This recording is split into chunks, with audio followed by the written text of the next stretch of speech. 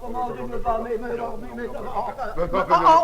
Non, non, je te dis que je n'en veux rien faire et que c'est à moi de parler et d'être le maître. Et je te dis, moi, que je veux que tu vives à ma fantaisie et que je ne me suis point marié avec toi pour souffrir tes fredaines. Oh, la grande fatigue d'avoir une femme, et qu'Aristote a bien raison quand il dit qu'une femme est pire qu'un démon. Oh, voyez un peu l'habile homme, avec son bonnet d'Aristote. Oui, habile homme, trouve-moi un faiseur de fagots qui sache comme moi raisonner des choses, qui ait servi 6 ans, un fameux médecin, et qui ait su dans son jeune âge son rudiment par cœur. Peste du fou fiefé. Peste de la carotte. Que maudit soit l'heure et le jour où je m'avisais d'aller dire oui. Que maudit soit le bec cornu de notaire qui me fit signer ma ruine. C'est bien à toi, vraiment, à te plaindre de cette affaire. Devrais-tu être un seul moment sans rendre grâce au ciel de m'avoir pour ta femme? Et méritais-tu d'épouser une personne comme moi? Oh, il est vrai que tu me fis trop d'honneur et que j'eus lieu de me louer la première nuit de nos noces. Mais morbleu, ne me fais point parler là-dessus. Je dirais de certaines choses. Quoi? Que dirais-tu? Basta, laissons là ce chapitre. Il suffit que nous savons ce que nous savons et que tu fus bien heureuse de me trouver. Qu'appelles-tu bien heureuse de te trouver? Un homme qui me réduit à l'hôpital? Un débauché? Un traître qui me mange tout ce que j'ai? Tu as menti. J'en bois une partie. Qui me vend pièce à pièce tout ce qui est dans le logis? C'est vivre de ménage. Qui m'a ôté jusqu'au lit que j'avais. Tu t'enlèveras plus matin. Enfin, qui ne laisse aucun meuble dans toute la maison. On en déménage plus aisément. Qui du matin jusqu'au soir ne fait que jouer et que boire. C'est pour ne me point ennuyer. Et que veux-tu pendant ce temps que je fasse avec ma famille? Tout ce qu'il te plaira. J'ai 4 pauvres petits-enfants sur les bras. Milliataire. Qui me demandent à toute heure du pain. Donne-leur le fouet. Quand j'ai bien bu et bien mangé, je veux que tout le monde soit sous dans ma maison. Et tu prétends, ivrogne, que les choses aillent toujours de même? Ma femme, allons tout doucement, s'il vous plaît. Que j'endure éternellement tes insolences et tes débauches. Ne nous emportons point, ma femme. Et que je ne sache pas trouver le moyen de te ranger à ton devoir. Ma femme, vous savez que je n'ai pas l'âme endurante et que j'ai le bras assez long. Je me moque de tes menaces. Ma petite femme m'amuse. Votre peau vous démange à votre ordinaire. Je te montrerai bien que je ne te crains nullement. Ma chère moitié, vous avez envie de me dérober quelque chose. Crois-tu que je m'épouvante de tes paroles? 12 objets de mes voeux, je vous froitterai les oreilles. Ivrogne que tu es. Je vous battrai. Sac à vin. Je vous rosserai. Infâme. Je vous étrillerai. Traître, insolent, trompeur, lâche, coquin, pandard, gueux, bélitre, fripon, maraud, voleur. Ah, vous en voulez donc. Ah, voilà le vrai moyen de vous apaiser. Oh là, fille, que ceci, que l'infamie. Peste soit le coquin de battre ainsi sa femme. Et je veux qu'il me batte, moi. Ah, j'y consens de tout mon De cœur. quoi vous mêlez-vous? J'ai tort. Est-ce là votre affaire? Vous avez raison. Voyez un peu, c'est impertinent qui veut empêcher les maris de battre leurs femmes. Je me rétracte. Qu'avez-vous à voir là-dessus? Rien. Et ça vous dit mettre le nez? Non. Mêlez-vous de vos affaires. Je ne dis plus mot. Il me plaît d'être battu. D'accord. Ce n'est pas à vos dépens. Il est vrai. Et vous êtes un sot de venir vous fourrer où vous n'avez que faire. Compère, je vous demande pardon de tout mon cœur. Faites, rossez. Battez comme il faut votre femme. Je vous aiderai si vous le voulez. Il ne me plaît pas, moi. Ah, c'est une autre chose. Je la veux battre si je le veux, et ne la veux pas battre si je ne le veux pas. Fort bien. C'est ma femme et non pas la vôtre. Sans doute. Vous n'avez rien à me commander. D'accord. Je n'ai que faire de votre aide. Très volontiers. Et vous êtes dans l'impertinent de vous ingérer des affaires d'autrui. Apprenez que Cicéron dit qu'entre l'arbre et le doigt, il ne faut point mettre l'écorce. Pour ça, faisons la paix tous les deux. Touche-la. Oui. Après m'avoir ainsi battu, Cela n'est rien, allez, touche. je ne veux pas. Non, Ma petite femme. point. Allons, te dis-je. Je n'en ferai rien. Viens, viens, viens. Non, je veux être en colère. Puis c'est une bagatelle. Allons, allons. Ah, laisse-moi là. Touche, te dis-je. Tu m'as trop maltraité. Eh bien, va, je te demande pardon. Mets-la ta main. Je te pardonne. Et tu le paieras. C'est une folle de prendre garde à cela. Ce sont petites choses qui sont de temps en temps nécessaires dans l'amitié. Et 5 ou 6 coups de bâton entre gens qui s'aiment ne font que ragaillardir l'affection. Allez, va, je m'en vais au bois. Et je te promets aujourd'hui plus d'un sang de fagots. Va, quelque mine que je fasse, je n'oublie pas mon ressentiment. Et je brûle en moi-même de trouver les moyens de te punir des coups que tu m'as donnés. Je sais bien qu'une femme a toujours dans les mains de quoi se venger d'un mari. Mais c'est une punition trop délicate pour mon pandard. Je veux une vengeance qui se fasse un peu mieux sentir. Et ce n'est pas contentement pour l'injure que j'ai reçue. Marianne, j'avais pris là te donne une guette de commission. Et je ne sais pas, moi, est-ce que je pense attraper. Que veux-tu, mon pauvre nourricier? Il faut bien obéir à notre maître. Et puis, nous avons intérêt l'un et l'autre à la santé de sa fille et de notre maîtresse. Et sans doute son mariage, différé par sa maladie, nous vaudra quelques récompenses. Horace, qui est libéral, abonne pas aux prétentions qu'on peut avoir sur sa personne. Et quoiqu'elle ait fait voir de l'amitié pour un certain Léandre, tu sais bien que son père n'a jamais voulu consentir à le recevoir pour son genre. Ne puis-je point trouver quelque invention pour me venger? Mais quelle fantaisie s'était boutée là dans la tête puisque les médecins y avons tous perdu leur latin. Eh, on trouve quelquefois, à force de chercher, ce qu'on ne trouve pas d'abord. Et souvent de simples lieux. Oui, il faut que je me venge, à quelque prix que ce soit. Ces coups de bâton me reviennent au cœur, je ne saurais les digérer. Monsieur, je vous demande pardon, je ne vous voyais pas. Et cherchais dans ma tête quelque chose qui m'embarrasse. Chacun ses soins dans le monde. Et nous cherchons aussi ce que nous voudrions bien trouver. Serait-ce quelque chose où je puisse vous aider? Cela se pourrait faire.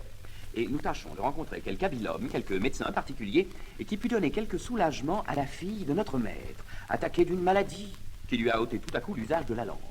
Plusieurs médecins ont déjà épuisé toute leur science après elle, mais on trouve parfois des gens avec des secrets admirables, de certains remèdes particuliers, qui font le plus souvent ce que les autres n'ont su faire. Et c'est là ce que nous cherchons. Oh, que le ciel m'inspire une admirable invention pour me venger de mon pandard. Vous ne pouviez jamais vous mieux adresser pour rencontrer ce que vous cherchez. Et nous avons un homme, le plus merveilleux homme du monde pour les maladies désespérées. De grâce, où pouvons-nous le rencontrer? Vous le trouverez vers ce petit lieu que voilà. Il s'amuse à couper du bois. Un médecin qui coupe du bois? Qui s'amuse à cueillir des simples, voulez-vous dire? Non, c'est un homme extraordinaire qui se plaît à cela, fantasque, bizarre, teinteux, et que vous ne prendriez jamais pour ce qu'il est. Il va vêtu d'une façon extravagante, affecte quelquefois de paraître ignorant, tient sa science renfermée et ne fuit rien tant tous les jours que d'exercer les merveilleux talents qu'il a eu du ciel pour la médecine. C'est une chose admirable, que tous les grands hommes ont toujours du caprice, quelques petits grains de folie mêlés à leur science. La folie de celui-ci est plus grande qu'on ne peut croire, car elle va parfois jusqu'à vouloir être battue pour demeurer d'accord de sa capacité. Et je vous donne avis que vous n'en viendrez point à bout, qu'il ne vous avouera jamais qu'il est médecin s'il se le met en fantaisie. Que vous ne preniez chacun un bâton et ne le réduisiez à force de coups à vous confesser à la fin ce qu'il vous cachera d'abord. C'est ainsi que nous en usons, que nous avons besoin de lui. Voilà une étrange folie. Il est vrai, mais après ça, vous verrez qu'il fait des merveilles. Comment s'appelle-t-il? Il s'appelle Sganarelle, mais il est aisé à connaître. C'est un homme qui a une large barbe noire et qui porte une fraise avec un habit jaune et vert. Un habit jaunivard? C'est dans le médecin des perroquets. Mais est-il bien vrai qu'il soit si habile que vous le dites? Comment? C'est un homme qui fait des miracles. Il y a 6 mois qu'une femme fut abandonnée de tous les autres médecins. On la tenait morte, il y avait déjà 6 heures, et l'on se disposait à l'ensevelir. Lorsqu'on y fit venir de force l'homme dont nous parlons, il lui mit, l'ayant vu, une petite goutte de je ne sais quoi dans la bouche. Et dans le même instant, elle se leva de son lit et se mit aussitôt à se promener dans sa chambre comme si de rien n'eût été. Oh! Il fallait que ce fût quelques gouttes d'or potable. Ça pourrait bien être. Il n'y a pas 3 semaines encore qu'un jeune enfant de 12 ans tomba du haut du clocher en bas. Et se brisa sur les pavés, la tête, les bras, les jambes. On n'y eut pas plutôt amené notre homme. Il le frotta par tout le corps d'un certain onguent qu'il sait faire, et l'enfant aussitôt se leva sur ses pieds et courut jouer à la fossette. Il faut que cet homme-là ait la médecine universelle. Qui en doute? Ah, Tétigué, voilà justement l'homme qu'il nous faut. Alors vite à chercher. Nous vous remercions du plaisir que vous nous faites. Mais souvenez-vous bien au moins de l'avertissement que je vous ai donné. Eh, Morgane, laissez-nous faire. S'il n'y a qu'à battre, la vache est à nous. Mais nous sommes bien heureux d'avoir fait cette rencontre. Et j'en conçois pour moi la meilleure espérance du monde.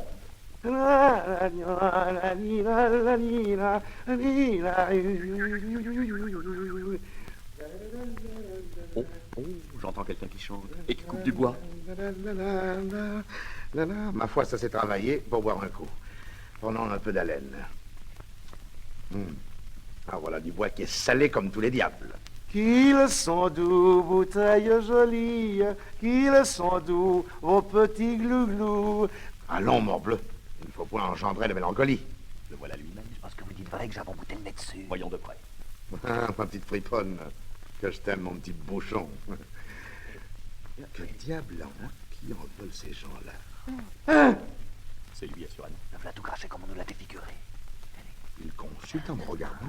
Mais quel dessein aurait-il? Monsieur, n'est-ce pas vous qui vous appelez Sganarelle? Et quoi? Je vous demande si ce n'est pas vous qui se nomme Sganarelle. Oui et non, selon ce que vous lui voulez. Nous ne voulons que lui faire toutes les civilités que nous pourrons. En ce cas, c'est moi qui se nomme Sganarelle. Oh, monsieur, nous sommes ravis de vous voir. On nous a adressé à vous pour ce que nous cherchons, et nous venons implorer votre aide dont nous avons besoin. Si c'est quelque chose, messieurs, qui dépend de mon petit négoce, je suis tout prêt à vous rendre service. Monsieur, c'est trop de grâce que vous nous faites. Mais monsieur, mais couvrez-vous, s'il vous plaît. Mais le soleil pourrait vous incommoder. Oh, monsieur Boutet dessus. Oh, voici des gens bien plein de cérémonies. Monsieur, il ne faut pas trouver étrange que nous venions à vous. Les habiles gens sont toujours recherchés. Et nous sommes instruits de votre capacité. Il est vrai, messieurs, que je suis le premier homme du monde pour faire des fagots. Oh, je monsieur. n'y épargne aucune chose.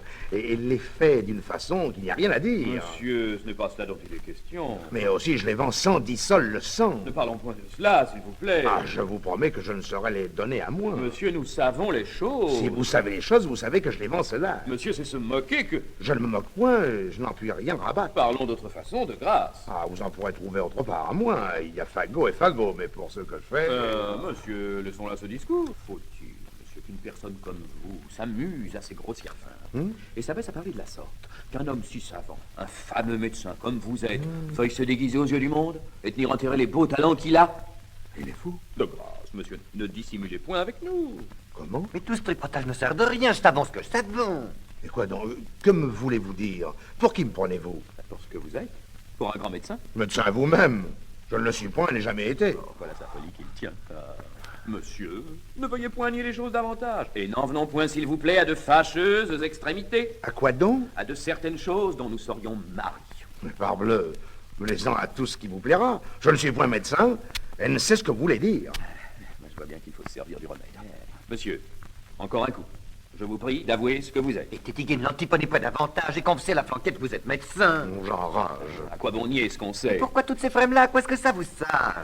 Messieurs, en un mot autant qu'en 2000, je vous dis que je ne suis point médecin. Vous n'êtes point médecin. Non. Vous n'êtes pas médecin. Non, vous dis-je. Si vous le voulez, il faut s'y résoudre. Messieurs, je suis tout ce qui vous plaira. Pourquoi, monsieur, nous obligez-vous à cette violence? À quoi bon nous bailler la peine de vous battre? Je vous assure que j'en ai tous les regrets du monde. Enfin, ma figuière, j'en suis fâche, là. Que diable est ceci, messieurs? De grâce, est-ce pour rire, ou si tous deux vous extravaguez de vouloir que je sois médecin? Vous ne vous rendez pas encore et vous vous défendez d'être médecin? Diable emporte si je le suis. Il n'est pas vrai que vous soyez médecin? Non, la peste m'étouffe. Bien, messieurs, oui, puisque vous le voulez, je suis médecin. Je suis médecin, apothicaire encore, si vous le trouvez bon. J'aime mieux consentir à tout que de me faire assommer.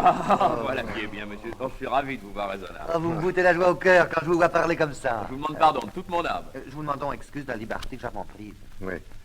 Serait-ce bien moi qui me tromperais? Et serais-je devenu médecin sans m'en être aperçu? Monsieur, vous ne vous repentirez pas de nous montrer ce que vous êtes et vous verrez assurément que vous en serez satisfait. Mais messieurs, dites-moi, ne vous trompez-vous point vous-même? Est-il bien assuré que je sois médecin? Eh oui, par la figuier. Tout de bon. Sans doute. Diable emporte si je le savais. Comment? Vous êtes le plus habile médecin du monde. Un médecin qui a guéri je ne sais combien de maladies. Tu Dieu. Une femme était tenue pour morte il y avait 6 heures. Elle était prête à ensevelir. Lorsqu'avec une goutte de quelque chose, vous la fîtes revenir et marcher d'abord par la chambre. Un petit enfant de 12 ans se laissait choir du haut du clocher. De quoi il eut la tête, les jambes et les bras cassés. Et vous, avec je ne sais quel onguent, vous fîtes qu'aussitôt il se relevit sur ses pieds et s'en fit jouer la faussette. Enfin, monsieur, vous aurez contentement avec nous et vous gagnerez ce que vous voudrez en vous laissant conduire ou nous prétendons vous mener. Je gagnerai ce que je voudrais. Oui. Ah ben je suis médecin, sans contredit. Ah, j'avais oublié, mais je m'en ressouviens. De quoi est-il question? Où faut-il se transporter? Nous vous conduirons. Il est question d'aller voir une fille qui a perdu la parole. Ah, ma foi, moi je ne l'ai pas trouvé. Il est mari. Allons, monsieur. Sans une robe de médecin? Nous en prendrons une. Tenez cela, vous. Voilà où je mets mes juleps. Vous, marchez là-dessus, par ordonnance du médecin. Oh, pas le sanguin de un médecin qui me plaît. Je pense qu'il réussira car il est bouffon.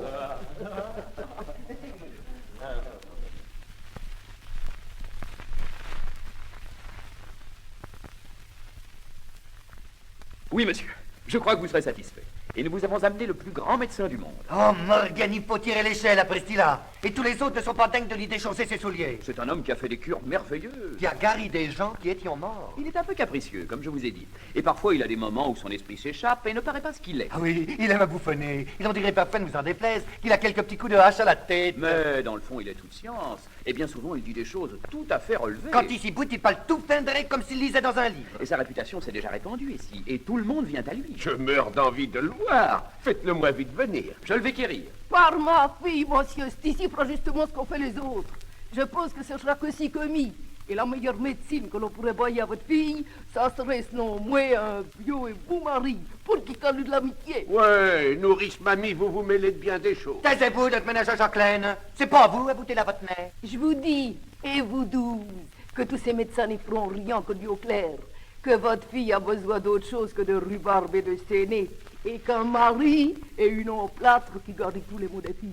Mais est-elle en état maintenant qu'on s'en voulut charger avec l'infirmité qu'elle a? Et lorsque j'ai été dans le dessein de la marier, s'est-elle pas opposée à mes volontés? Mais je le crois bien. Vous lui vouliez bailler un homme qu'elle n'aime point. Qu'en preniez-vous ce monsieur Léandre qui l'y touchait au cœur, hein? Elle aurait été fort obéissante. Et je m'en vais gager qu'il apprendrait, lui, comme à lait, si vous la lui vouliez donner. Ce Léandre n'est pas ce qu'il lui faut. Il n'a pas du bien comme l'autre. Il a un oncle qui est si riche, dont il est héritier. Tous ces biens à venir me semblent autant de chansons. Il n'est rien tel que ce qu'on tient. Et l'on court grand risque de s'abuser lorsque l'on compte sur le bien qu'un autre vous garde. La mort n'a pas toujours les oreilles ouvertes aux vœux et aux prières de messieurs les héritiers. Et l'on a le temps d'avoir les dents longues lorsqu'on attend pour vivre le trépas de quelqu'un. Enfin, j'ai toujours ouï dire qu'en mariage comme ailleurs, contournement pas son richesse. Les pères et les mères ont cette maudite coutume de demander toujours et qu'a-t-il et qu'a-t-elle. Et le compère Pierre a m'habillé sa fille Simonette au Gros Thomas pour un quartier de vin qu'elle avait davantage que le jeune Robin où elle avait goûté son amitié. Et voilà que la pauvre fille a toujours est devenue jaune comme un coin et qu'elle n'a point profité, toute piston-là. C'est un bel exemple pour vous, monsieur. On n'a que son plaisir dans ce monde. Et j'aimerais mieux payer à ma fille un beau mari qui lui fut agréable que toutes les roses de la biose. Peste, madame la nourrice, comme vous dégoisez. Taisez-vous, je vous prie. Vous prenez trop de soin et vous échauffez votre lait. Et Marguerite, tais-toi, t'es qu'une impertinente.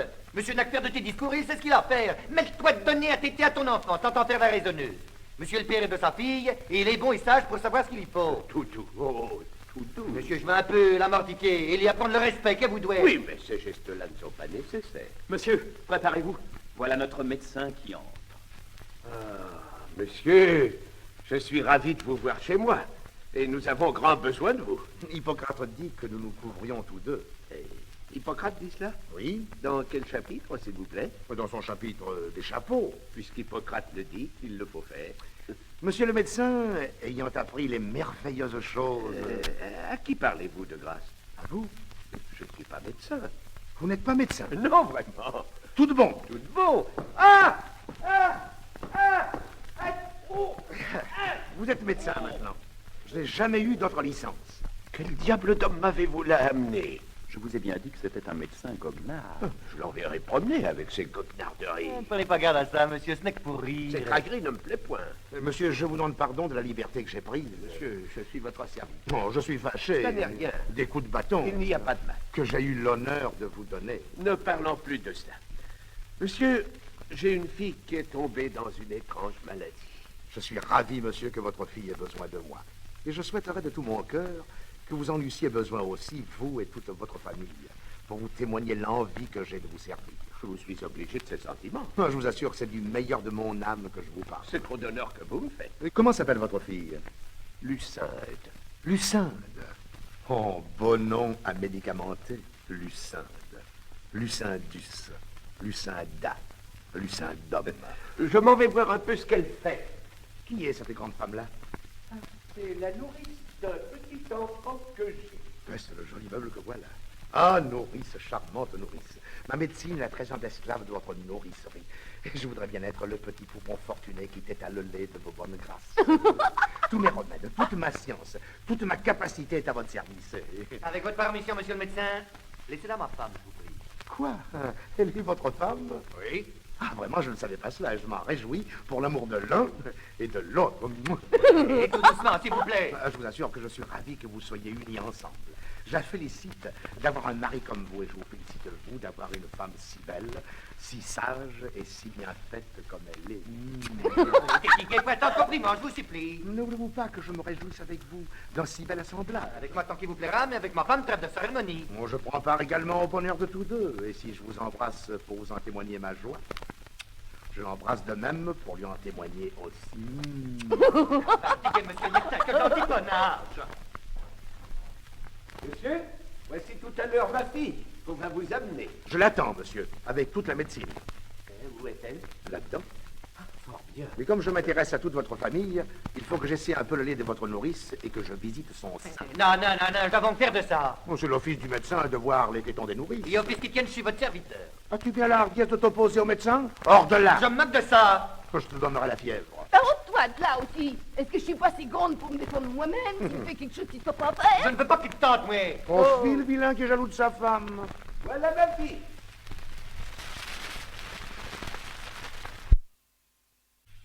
Eh bien, de quoi est-il question? Qu'avez-vous? Quel est le mal que vous sentez? En, I, on, en. Et que dites-vous? En, I, on, en, I, on. Quoi? En, I, on. Je ne vous entends point. Quel diable de langage est cela? Et monsieur, c'est là sa maladie. Elle est devenue muette, sans que jusqu'ici on en ait pu savoir la cause. Et c'est un accident qui a perculé son mariage. Et pourquoi? Celui qu'elle doit épouser veut attendre sa guérison pour conclure les choses. Et qui est ce soldat qui ne veut pas que sa femme soit muette? Plût à Dieu que la mienne eût cette maladie. Je me garderais bien de la vouloir guérir. Enfin, monsieur, nous vous prions d'employer tous vos soins pour la soulager de son mal. Ah, ne vous mettez pas en peine. Dites-moi un peu, ce mal l'oppresse-t-il beaucoup? Oh oui, monsieur. Tant mieux.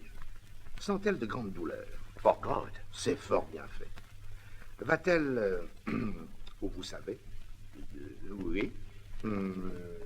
Copieusement? Oh, je n'entends rien à cela. La matière est-elle louable? Je ne me connais pas, ça c'est chose. Donnez-moi votre bras. Voilà un pouls qui marque que votre fille est muette. Oh oui, monsieur, c'est là son mal. Vous l'avez trouvé tout du premier coup. Vous voyez comme il a deviné sa maladie. Oh, nous autres grands médecins, nous connaissons d'abord les choses. Un ignorant aurait été embarrassé et aurait dû été dire c'est ceci, c'est cela. Mais moi, je touche au but du premier coup. Et je vous apprends que votre fille est muette. Oui, mais je voudrais bien que vous me puissiez dire d'où cela vient. Il n'y a rien de plus aisé. Cela vient de ce qu'elle a perdu la parole. Ah, fort bien. Mais la cause, s'il vous plaît, qui fait qu'elle a perdu la parole. Et tous nos meilleurs auteurs vous diront que c'est l'empêchement de l'action de sa langue. Mais encore, vos sentiments sur cet empêchement de l'action de sa langue. Aristote là-dessus dit de fort belles choses. Je le crois. Ah, c'était un grand homme. Sans doute. Grand homme tout à fait, un homme qui était plus grand que moi de tout cela. Pour revenir donc à notre raisonnement, je tiens que cet empêchement de l'action de sa langue est causé par de certaines humeurs qu'entre nous autres savants nous appelons humeurs pécantes. Pécantes, c'est-à-dire humeurs pécantes. D'autant que les vapeurs formées par les exhalaisons des influences qui s'élèvent dans la région des maladies venant, pour ainsi dire, à... Entendez-vous le latin? En aucune façon. Vous n'entendez point le latin? Non. Capricias arcituram catalamus singulariter ec musa la muse. Bonus bona bonum deus sanctus est ne oratio latinas essiam oui quare pourquoi. Quia substantivo et adjectivum concordam in generic numerum et casus. Oh, que n'ai-je étudié? L'habilhomme que v'là. Ah oui, ça est si bien que je n'y entends, écoute. Or, ces vapeurs dont je vous parle, venant à passer du côté gauche où est le foie, au côté droit où est le cœur, il se trouve que le poumon, que nous appelons en latin harmonium, ayant communication avec le cerveau, que nous nommons en grec par le moyen de la veine cave, que nous appelons en hébreu rencontrant son chemin les dites vapeurs qui remplissent les ventricules de l'omoplate. Et parce que les dites vapeurs, comprenez bien ce raisonnement, je vous prie, et parce que les dites vapeurs ont une certaine malignité, écoutez bien ceci, je vous conjure, Oui. ont une certaine malignité qui est causée, mais soyez attentifs s'il vous plaît, Je le suis. qui est causée par l'âcreté des humeurs engendrées dans la concavité du diaphragme. Il arrive que ces vapeurs, os abondus nequies, nequier, potarinum quipsa milus. Voilà justement ce qui fait que votre fille est muette. Oh, que ça est bien dit, notre Elle homme. a la langue aussi bien pendue.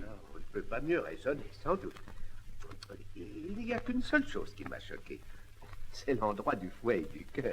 Il me semble que vous les placez autrement qu'ils ne sont. Que le cœur est du côté gauche et le foie du côté droit. Oui, cela était autrefois ainsi, mais nous avons changé tout cela et nous faisons maintenant la médecine d'une méthode toute nouvelle.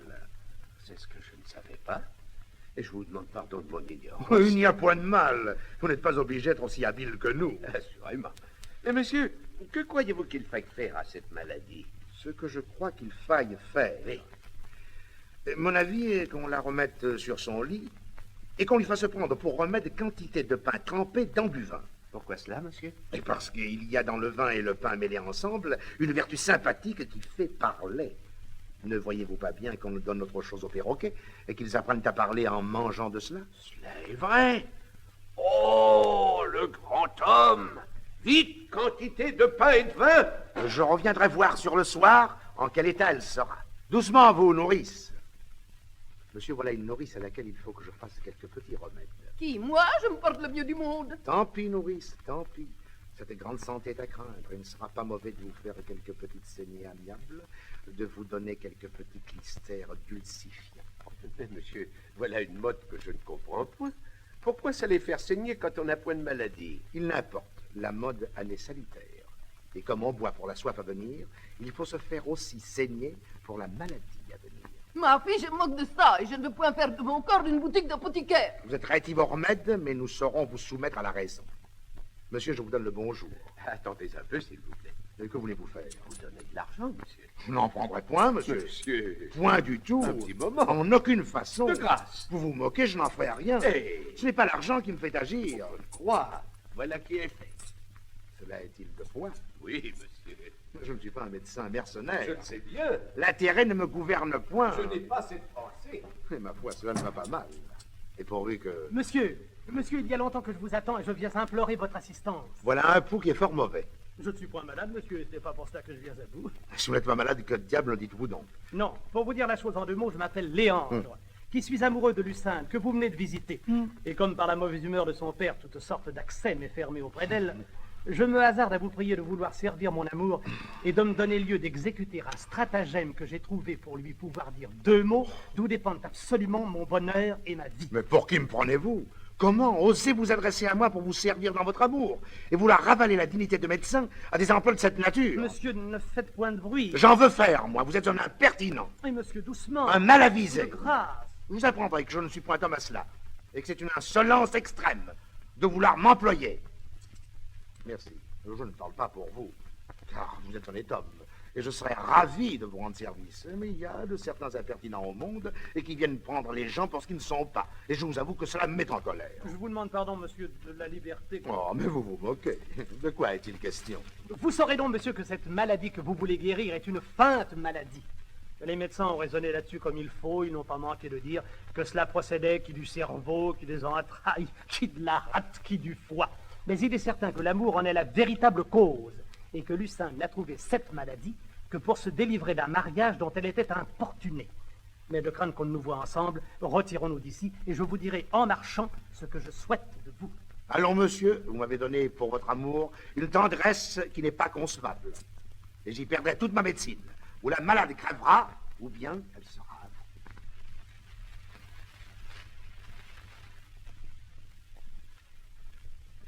Il me semble que je ne suis pas mal ainsi pour un apothicaire, et comme le père ne m'a guère vu, ce changement d'habit et de perruque est assez capable, je crois, de me déguiser à ses yeux. Sans doute. Tout ce que je souhaiterais serait de savoir 5 ou 6 grands mots de médecine pour parer mon discours et me donner l'air d'habile homme. Allez, tout cela n'est pas nécessaire, il suffit de l'habit.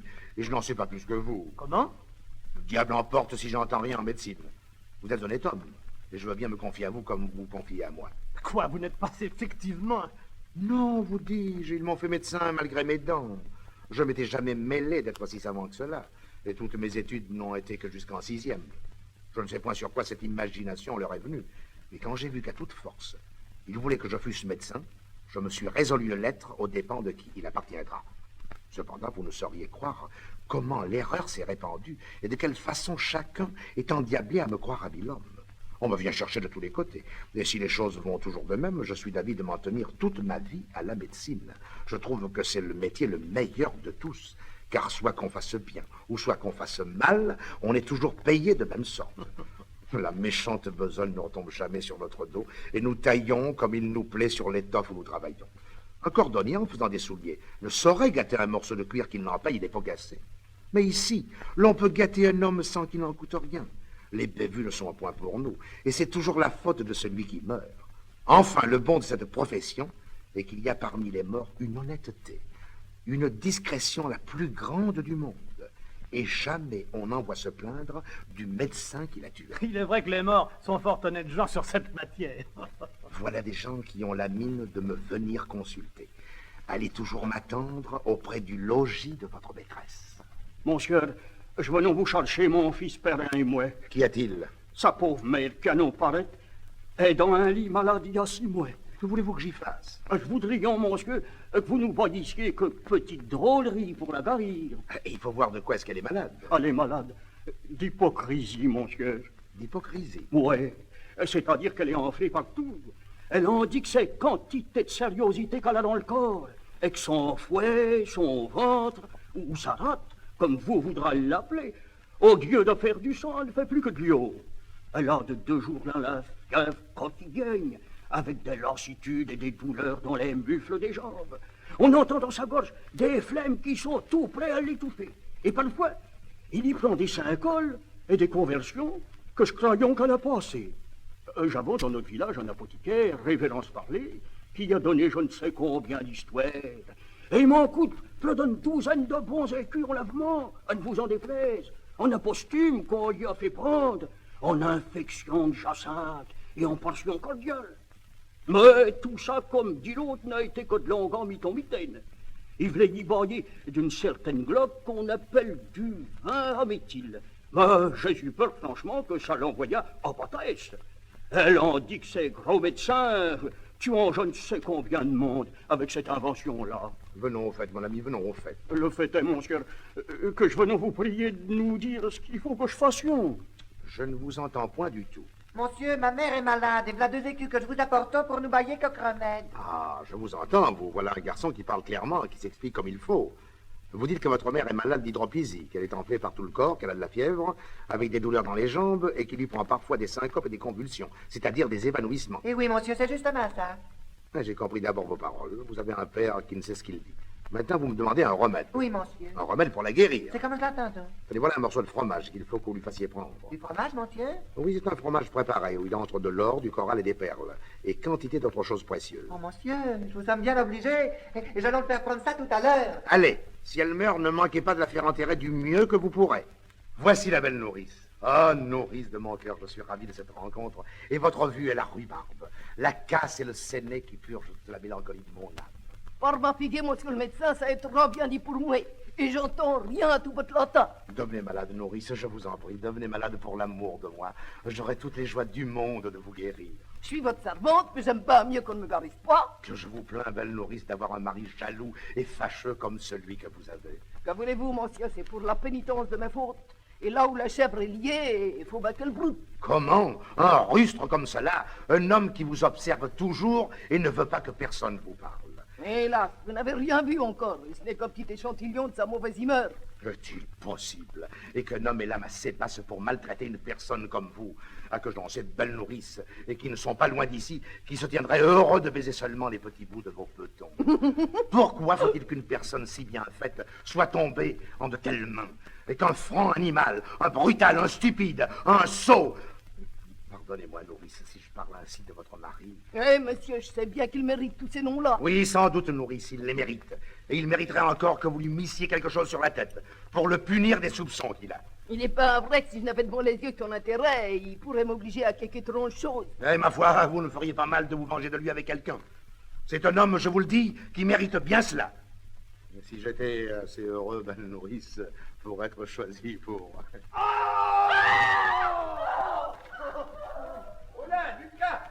N'as-tu pas vu ici notre médecin? Eh oui, de par tous les diables que je l'ai vu, et ma femme aussi. Où est-ce donc qu'il peut être? Je ne sais, mais je voudrais qu'il fût à tous les guêbles. Va-t'en voir un peu ce que fait ma fille. Oh, monsieur, je demandais où vous étiez. Je m'étais amusé dans votre cour à expulser le superflu de la boisson. Comment se porte la malade? Un peu plus mal depuis votre remède. Tant mieux. C'est signe qu'il opère. Ah oui, mais en opérant, je crains qu'il ne l'étouffe. Ne vous mettez pas en peine. J'ai des remèdes qui se moquent de tout et je l'attends à l'agonie. Qui est cet homme-là que vous amenez? C'est... Quoi? Celui... Eh? qui... Chut. Oh, je vous entends. Votre fille en aura besoin. Monsieur, à votre fille qui veut un peu marcher. Cela lui fera du bien. Allez-vous-en, monsieur l'apothicaire, tâtez un peu son pouls afin que je raisonne tantôt avec vous de sa maladie. Monsieur Géronte, c'est une grande et subtile question entre les doctes de savoir si les femmes sont plus faciles à guérir que les hommes. Je vous prie d'écouter ceci, s'il vous plaît. Les uns disent que non, les autres disent que oui, et moi je dis que oui et non. D'autant que l'incongruité des humeurs opaques qui se rencontrent au tempérament naturel des femmes étant en cause que la partie brutale veut toujours prendre empire sur la sensitive, on voit que l'inégalité de leurs opinions dépend du mouvement oblique du cercle de la Lune.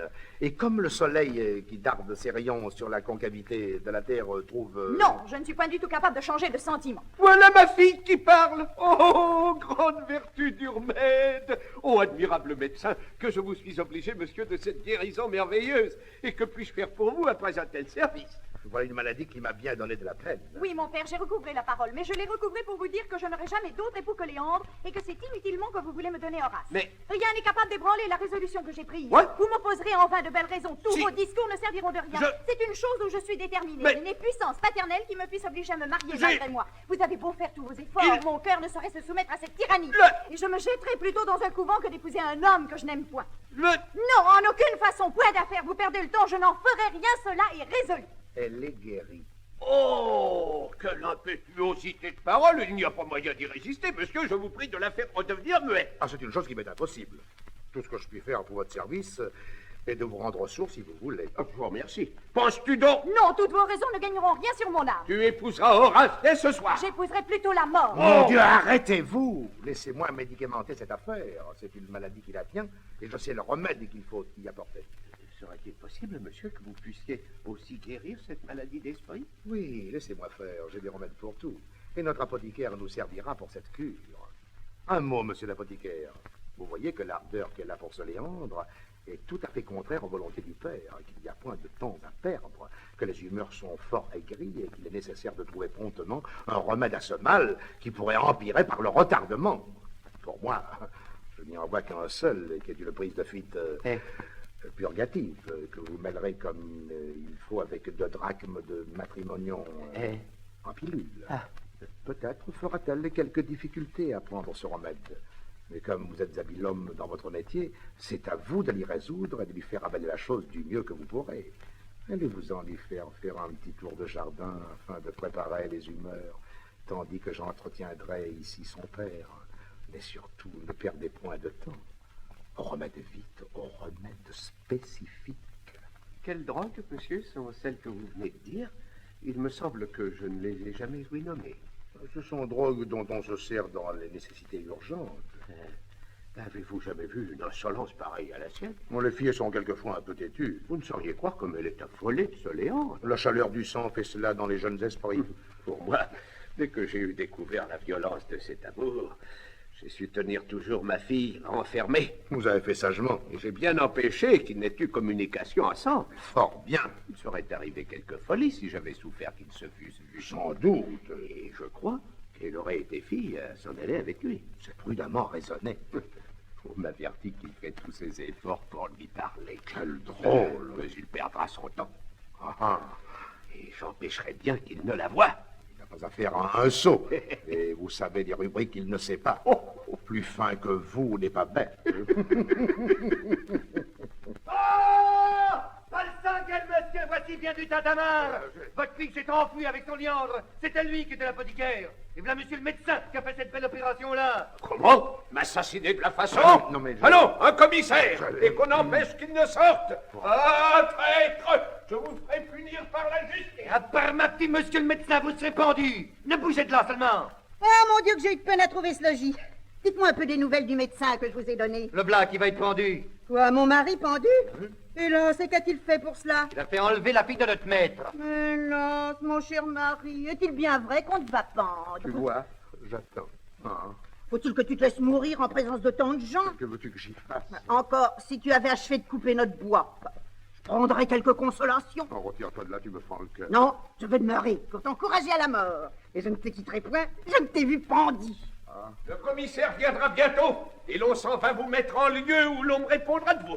Hélas, cela ne se peut-il point changer en quelques coups de bâton? Non, non, la justice en ordonnera. Mais que vois-je? Monsieur, je viens faire paraître Léandre à vos yeux et remettre Lucin dans votre pouvoir. Je ne prétends point vous voler votre fille, et ce n'est que de votre main que je veux la recevoir. Ce que je vous dirai, monsieur, c'est que je viens tout à l'heure de recevoir des lettres par où j'apprends que mon oncle est mort et que je suis héritier de tous ses biens. Ah, monsieur, votre vertu m'est tout à fait considérable. Et je vous donne ma fille avec la plus grande joie du monde. La médecine l'a échappé belle. Puisque tu ne seras point pendu, rends-moi grâce d'être médecin, car c'est moi qui t'ai procuré cet honneur. Oui, c'est toi qui m'as procuré je ne sais combien de coups de bâton. L'effet en est trop beau pour en garder du ressentiment. Soit. Je te pardonne ces coups de bâton en faveur de la dignité où tu m'as élevé. Mais prépare-toi désormais à vivre dans un grand respect avec un homme de ma conséquence et songe que la colère d'un médecin est plus à craindre qu'on ne peut croire.